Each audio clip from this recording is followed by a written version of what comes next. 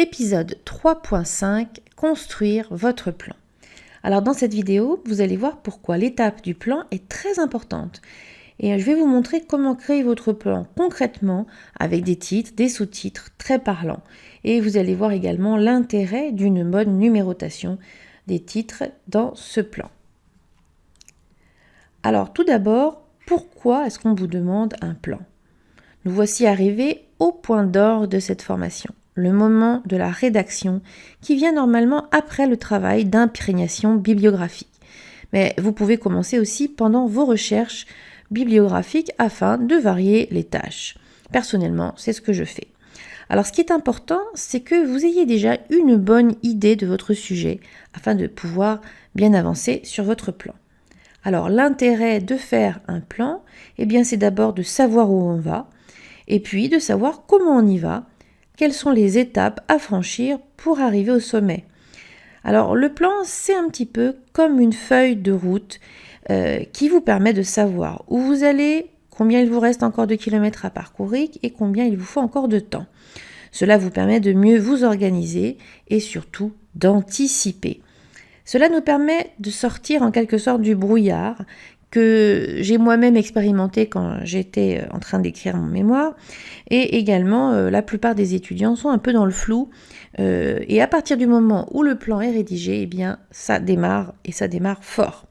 Donc, c'est très important pour bien démarrer. Et puis, ma foi, c'est bon pour le moral et la motivation. Alors, c'est un élément qui est très important, mais il pose souvent question chez les étudiants, même ceux qui sont déjà très avancés dans leur cursus. Sachez que le plan sera consulté à plusieurs reprises par vos professeurs et membres du jury et plus tard par vos lecteurs. Alors un conseil, apportez-y le plus grand soin. Alors une autre raison également pour rédiger, ou en tout cas commencer à rédiger rapidement votre plan, c'est que ça va vous donner le sentiment d'avancer. Vous voyez, c'est un petit peu comme monter la première marche qui vous sépare du sommet. Donc voici donc les étapes à suivre chronologiquement. J'ai testé personnellement cette façon de faire et elle a fait ses preuves pour les nombreux étudiants que j'ai eu l'honneur d'accompagner. Alors, ça comprend quoi un plan? Tout va dépendre de la finalité de votre mémoire ou de votre thèse. Donc c'est quelque chose que vous devez absolument vérifier auprès de vos responsables pédagogiques. Donc je vous donne ici quelques grandes indications, c'est d'ordre général, mais sachez que rien ne remplace bien sûr votre directeur de mémoire. Alors pour une finalité de synthèse bibliographique uniquement, pour une thèse, un mémoire de synthèse bibliographique pure, le plan pourrait ressembler à quelque chose comme ça. Donc vous avez une introduction, un objectif de la synthèse, votre synthèse bibliographique à proprement parler, la conclusion, les références bibliographiques, les annexes, le résumé en français et en anglais et les mots-clés. Alors, pour la partie strictement synthèse bibliographique, je vous suggère de repartir de votre carte mentale si vous l'avez faite. Et je vous donne ici, à titre d'exemple, celle que je vous ai présentée précédemment. Donc, je vous donne l'exemple des phtalates lorsque la femme enceinte y est exposée. Donc, j'ai ici la carte mentale précédente. Votre plan pourrait, par exemple, démarrer avec les principaux titres ici de niveau 1 qui ont été identifiés lors du travail de mind mapping. Donc, pour un mémoire sur ce sujet, le titre c'est « Impact de l'exposition aux phtalates dans l'air sur la femme enceinte et l'enfant, bilan des études chez l'homme publié depuis 2000 ». La synthèse pourrait, dans un premier temps, s'articuler autour de trois grandes parties. Tout d'abord, des choses sur la grossesse, qui sont des choses qui sont importantes à savoir pour la suite. Ensuite, la présentation des phtalates. Et enfin, on croise les deux avec l'impact de l'exposition aux phtalates durant la grossesse. Alors ensuite, en fonction de vos lectures, vous pourrez affiner votre plan avec des éléments découverts lors de votre recherche documentaire. Alors par exemple, vous savez ou bien vous apprenez que la grossesse est une période intense sur le plan biologique, avec une activité mitotique importante, la mise en place des organes selon un déroulé spécifique, différent pour chaque organe, et que cette période rend le fœtus particulièrement vulnérable. Donc, c'est quelque chose qu'il va falloir faire figurer dans votre plan. Donc en première ébauche, on pourrait avoir la grossesse, une période de développement intense, les grandes étapes de la grossesse et ce qui fait du fœtus une cible particulièrement vulnérable vis-à-vis de différents stresseurs tels que l'alimentation, le bruit, le stress de la mer ou la pollution chimique par exemple. Et puis en deuxième partie, les phtalates, qu'est-ce que c'est ? Comment est-ce qu'on les utilise? Combien est-ce qu'il y en a dans les milieux? Et puis ça continue. Quel est leur devenir dans l'environnement? Ensuite, vous remarquez qu'il y a des effets toxicologiques en lisant la littérature. Vous vous rendez compte qu'il y a une certaine toxicité et également des aspects réglementaires que vous ne connaissiez pas initialement. Donc vous complétez votre plan et poursuivez vos recherches bibliographiques pour finalement comprendre qu'il existe deux catégories d'impact, ceux sur les issues de grossesse et ceux chez le nourrisson et l'enfant. Donc voilà comment on peut petit à petit étoffer son plan pour obtenir au final votre synthèse qui est bien structurée. Alors je vous recommande à ce stade d'aller voir votre directeur de mémoire pour valider ou amender cette première ébauche de plan. Et donc sachez qu'un plan, ça évolue petit à petit. Il est normal de ne pas avoir un plan complètement nickel dès le premier coup. Ok ? Alors, il existe d'autres finalités pour un mémoire ou une thèse et on peut imaginer une deuxième finalité qui serait de rédiger un mémoire dans le cadre d'un stage professionnel.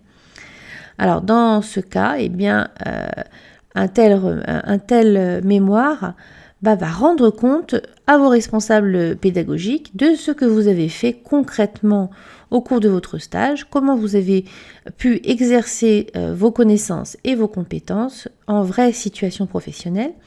Et donc, on va également attendre de vous une certaine réflexion, un certain retour d'expérience à l'issue du stage. Donc, dans ce cadre, le plan va comprendre au minimum les éléments suivants. Donc, une présentation de la structure d'accueil et du stage, bien sûr, après une intro, un compte-rendu des missions réalisées pendant le stage, et puis, une prise de recul avec des réflexions et des discussions autour de la problématique professionnelle que vous avez abordée au cours du stage. Ensuite, le plan va se poursuivre par une conclusion et puis ensuite les éléments classiques, références bibliographiques, annexes, résumés en français et en anglais et mots-clés. Pour une finalité de recherche, dans le cadre d'un stage de recherche, à ce moment-là, vous allez devoir faire un plan classique qui va suivre en général un format proche de celui d'un article original. Alors, les éléments, vous avez une introduction où vous allez poser la problématique qui va justifier la mise en place d'objectifs de recherche spécifiques que vous vous proposez de réaliser au cours de votre stage. Ensuite va suivre une synthèse bibliographique approfondie qui, dans le jargon des chercheurs, s'appelle un état de l'art ou state of the art. Donc, je vous renvoie à la partie spécifique sur l'état de l'art si vous l'avez acheté avec votre formation. Ensuite, normalement, vous avez une section qui s'appelle matériel et méthode, où vous allez décrire toute la méthodologie de votre recherche.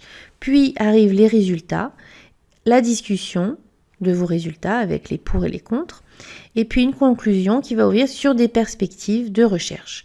Et puis ensuite, on retrouve les références bibliographiques, les annexes, les résumés en français et en anglais et les mots-clés, comme tout à l'heure.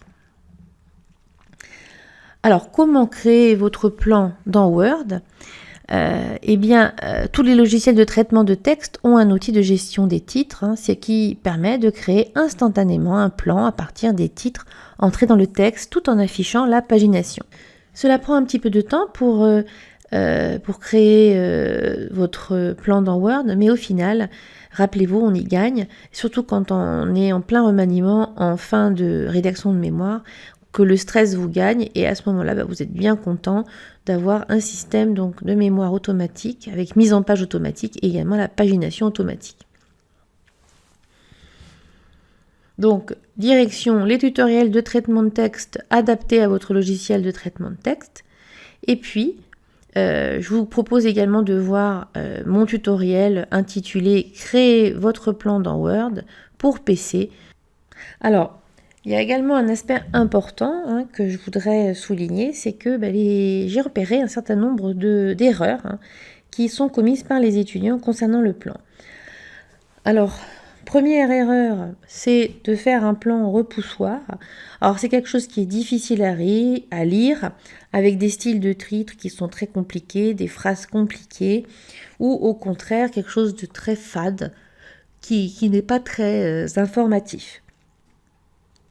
Le deuxième type d'erreur, c'est de faire un plan beaucoup trop long, avec 6, 7, 8 niveaux de titres, ou au contraire trop court, là ça donne l'impression que vous n'avez rien à dire.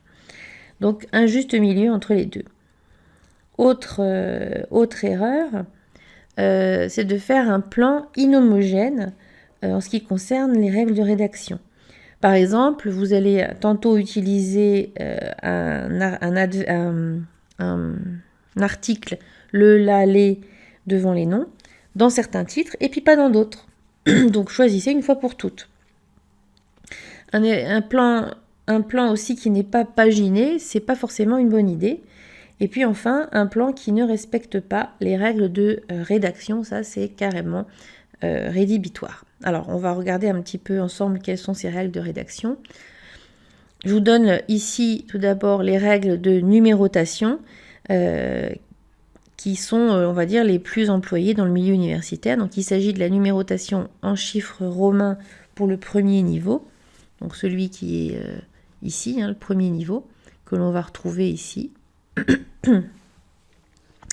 Alors je vous conseille de ne pas descendre au-delà de 4 ou 5 niveaux, parce qu'après ça va être un peu lourd. Si vous avez donc tout de même besoin de subdiviser votre texte alors que vous êtes déjà au niveau 5, vous pouvez écrire votre titre de niveau 6 en italique par exemple ou en gras. Ainsi vous facilitez la lecture sans trop charger le plan. Alors ce type de numérotation a fait ses preuves pour bien structurer votre mémoire et le rendre clair aux yeux du lecteur. Il permet de savoir à chaque instant dans quelle partie du mémoire on se trouve et de s'y retrouver facilement en regardant le plan d'un seul coup d'œil.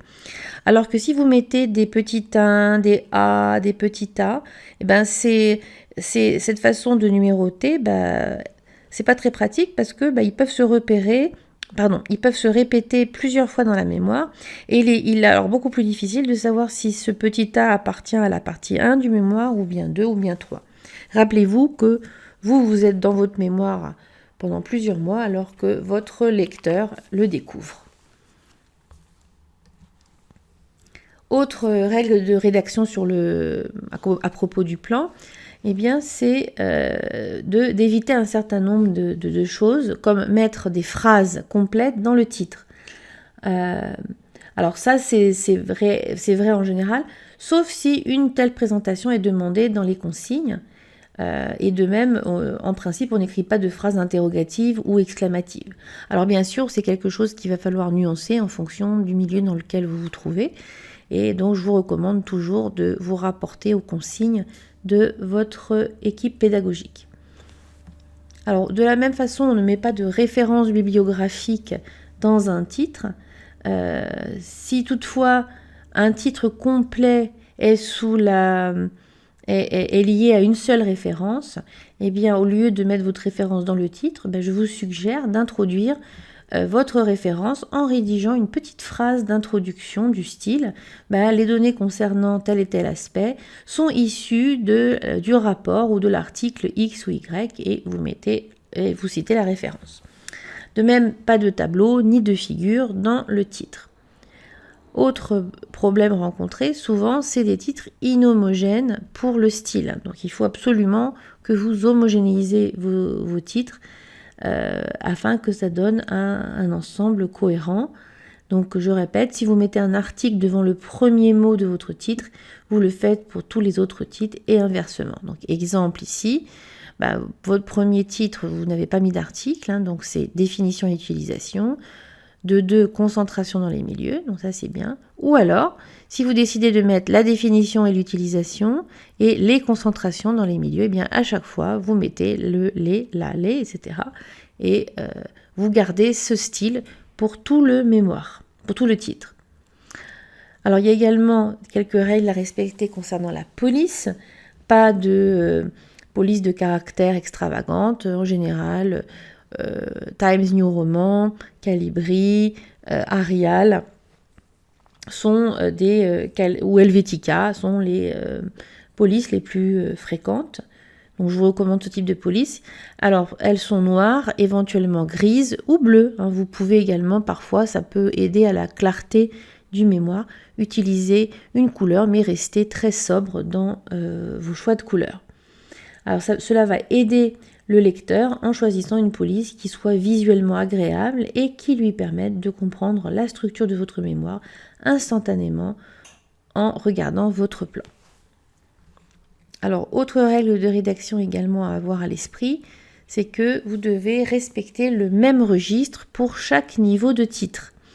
Les 2 premiers sous-titres, par exemple ici, les 2 premiers sous-titres, prématurité et faible poids de naissance, concernent donc les impacts sanitaires chez l'enfant liés à l'exposition aux phtalates. Donc il renvoie au même registre qui est l'issue de grossesse, tandis que le 3e sous-titre renvoie à des facteurs de risque de maladie plus tard dans l'enfance. Donc vous voyez, on n'est pas sur le même registre. Là, on parle de facteurs de risque, alors que dans le 4.3.1 et 4.3.2, on parle de problèmes d'issue de grossesse. Donc attention à éviter d'être dans des registres différents. Cela nuit à la lisibilité, à la cohérence de votre plan. Enfin, on ne donne pas de conseils ou de recommandations dans un titre. J'ai déjà vu, notamment dans les tests d'exercice, des phrases du style, voyez, 2, 3, 2, 2, 2, 3, 2, 1, la femme enceinte doit manger des légumes et des fruits tous les jours. Donc là, on n'est pas du tout dans ce style d'approche. Voilà ce que je voulais vous dire sur la façon de faire votre plan. Donc maintenant, action. Je vous encourage donc à prendre le bon vieux crayon et la gomme pour commencer la première ébauche de votre plan. N'hésitez pas à utiliser également les post-it de différentes couleurs pour faire votre carte mentale si ce n'est déjà fait. Et je vous retrouve pour une prochaine vidéo. À bientôt!